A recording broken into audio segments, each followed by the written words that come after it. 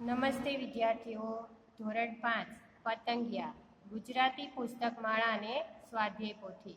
તો તેમાં આપણે લેસન 7 શારીરિક તંદુરસ્તી એ આપણે ગઈકાલે સમજ્યા કે શારીરિક તંદુરસ્તી જાળવવા આપણે શું કરવું જોઈએ. તો આપણે પાઠમાં જોયું કે મુખ્ય 3 બાબત ખૂબ જ મહત્ત્વની છે. તો તેમાં પહેલી વાત હતી કે આપણે સમતોલ આહાર લેવો જોઈએ. કે સમતોલ આહાર એટલે શું? તો કે શાકભાજી, કઠોળ, અનાજ કે બધું જે સરખા ભાગે એટલે કે સપ્રમાણ લેવું જોઈએ. કે બપોરે કે જમવામાં દાળ ભાત રોટલી શાક તો એમ પૂરું ભાણું છે એ સમતોલ આહાર કહેવાય.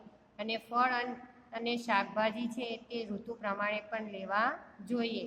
તો ઋતુ પ્રમાણે લેવાથી કે તેમાંથી કેલરી, પ્રોટીન, વિટામિન્સ, મિનરલ્સ તો કે બધું જે આપણને મળી રહે છે અને આપણું શરીર છે એ તંદુરસ્ત રહે છે.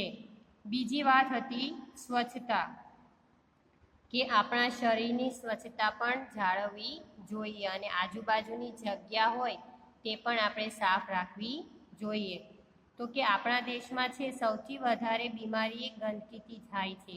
કેમ? કારણ કે બધા છે કચરો જ્યાં ત્યાં ફેંકી દે છે. તો કચરો પણ આપણે કચરા પેટીમાં જ નાખવો જોઈએ. અને આપણે શરીરની સફાઈ કે જમતા પહેલાં અને પછી કે આપણે સાબુથી વ્યવસ્થિત હાથ ધોવા જોઈએ. કે બહાર આપણે ગયા હોઈએ તો પણ એ આપણે ઘરે આવી અને હાથ પગ ધોવા જોઈએ, અથવા તો હવે આપણે જોઈએ છીએ સ્નાન પણ કરી લેવું જોઈએ. કે અત્યારે આવી પરિસ્થિતિમાં છે કે આપણા શરીરની તંદુરસ્તી જાળવવા ખૂબ જ કાળજી લેવી જોઈએ. કે બહાર કે કામ સિવાય કશે પણ જવું જોઈએ નહીં.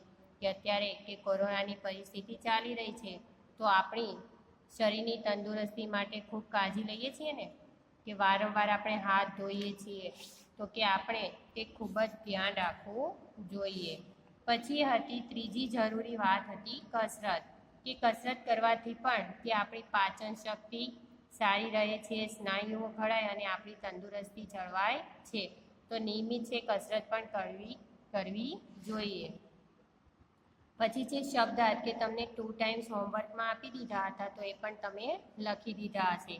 તો જોઈએ આપણે ફરી વખત શબ્દાર્થ જોઈ લઈએ. અનોખું એટલે કે અસાધારણ, યંત્ર એટલે કે સાધન, આહાર એટલે કે ખોરાક, સમતોલ આહાર એટલે કે સંપૂર્ણ આહાર, રોજબરોજ એટલે કે દરરોજ, નિરોગી એટલે કે તંદુરસ્ત, નિયમિત એટલે કે હંમેશા.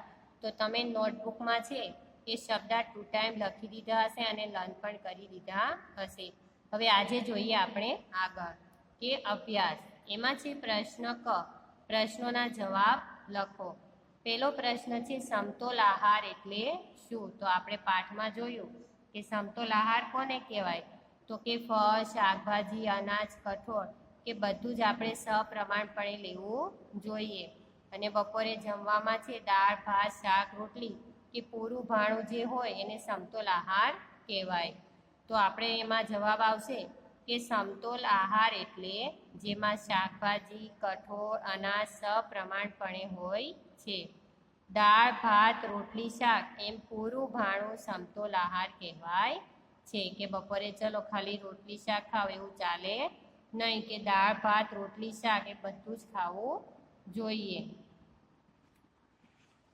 પછી છે એમાં બીજો પ્રશ્ન, ઋતુ પ્રમાણે ફળ અને શાકભાજી ખાવાથી શું ફાયદો થાય?